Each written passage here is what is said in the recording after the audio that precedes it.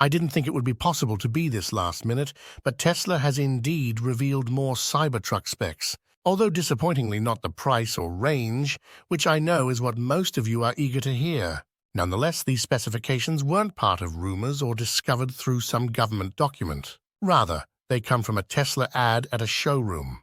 There are reportedly a few Cybertrucks available for the public to inspect at Tesla showrooms, specifically one in San Diego and another in San Jose.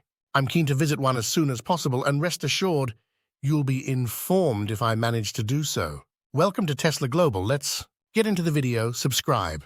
However, at these showrooms, there were genuine banner ads spotlighting Cybertruck specifications, and the information comes with a mix of positive and negative aspects. On the bright side, Tesla seems to have maintained the same level of craftsmanship in their marketing as they do in their vehicles. Reportedly, this Cybertruck boasts an EXO-silicon, an EXO-C on Shackleton, and a Shaquille-Exoin. Frankly, expressing these terms was quite challenging in my tweet due to the absence of autocorrect during the ad creation. It's plausible that Tesla is taking a legal precaution by avoiding the term exoskeleton. They don't have to abide by whether or not it actually uses a body-on-frame design or is more of the structure held in the actual exterior. I don't think there's a very clear, obvious definition for exoskeleton in the first place, honestly. I know a lot of people were upset by Tesla's use of that terminology, especially when there's still a lot of gigacastings and a lot of body-on-frame style manufacturing methods being used.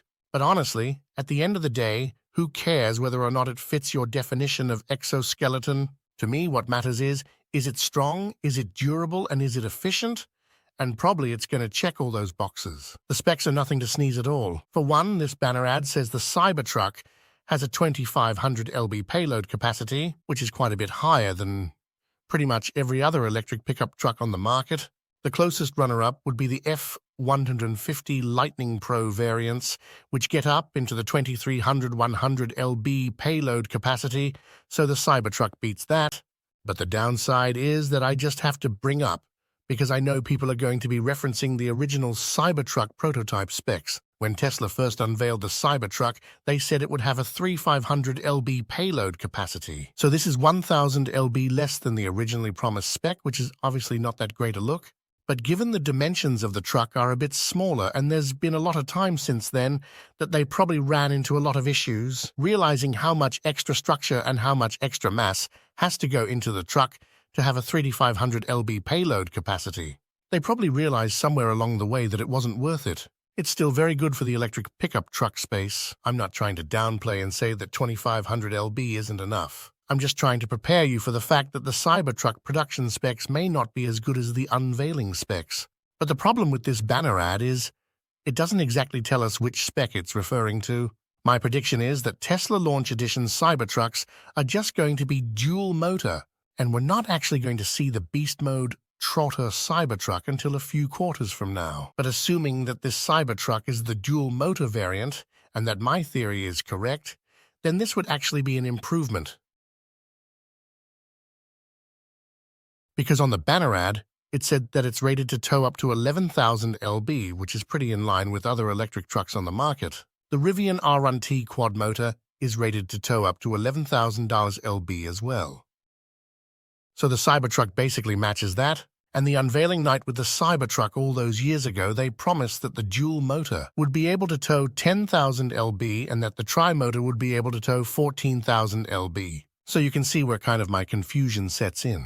If this is the dual motor, this is actually better than the unveiled spec of 10,000. But if they're referring to just the best-case scenario, like the maximum towing capacity of any Cybertruck you pick, this is actually quite a bit of a downgrade. So here's hoping this is not the tri-motor they're referencing, because that would be 3,000 lb less than what they originally promised. Again, not a good look, but I'm hoping I'm right. And it's the dual motor, and it just has 1,000 lb more towing capacity than they originally thought. The other confusing metric that they're referencing in this ad is that it has shatter-resistant glass, which is a very bizarre choice of words in my opinion, because Tesla has basically gone quiet with their armored glass in recent history. A few years ago, when they unveiled the Tesla Semi, and again with the Cybertruck, they talked about this next-generation armored glass, which is kind of like transparent metal, just supposed to be super strong, super durable. You know, Fran can throw the steel ball at it, and the ball doesn't go through the glass, which is impressive because it would have gone through any other glass. But if you guys remember, of course, it's kind of hard to forget from that Cybertruck unveiling night, the Cybertruck glass was strong, but it did shatter. It still did very visibly shatter. Everyone could see that.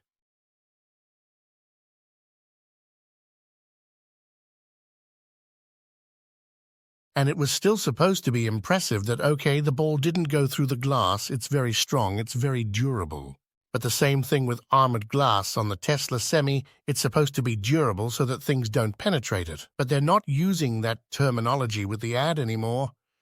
They're saying it's shatter-resistant, but not that it's Tesla armored glass. So I wonder exactly what that means.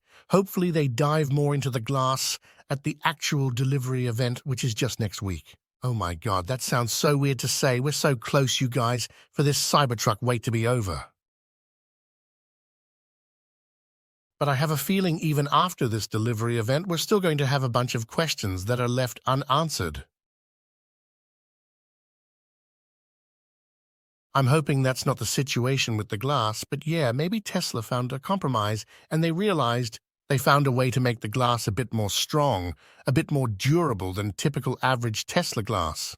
But maybe it's not as durable as they were originally hoping for armored glass. Or maybe Tesla's figuring they should just change the marketing of it. Maybe they shouldn't use the branding Tesla Armored Glass, because that reminds everybody about the Cybertruck unveiling night where it was supposed to be really strong.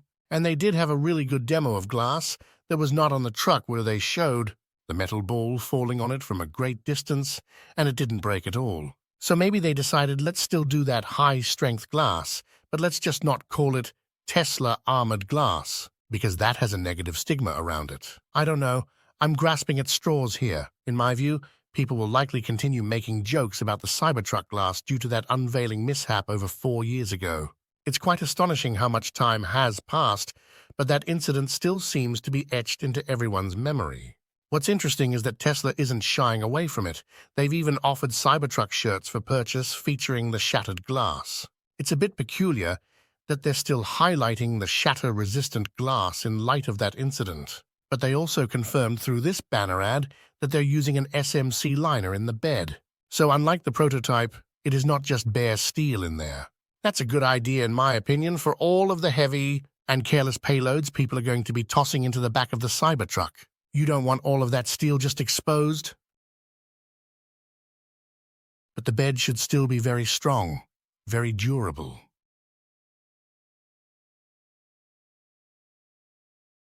And I'm also excited for the other drive modes the Cybertruck should support, because this said that the air suspension on board the Cybertruck has different driving modes for on and off-road.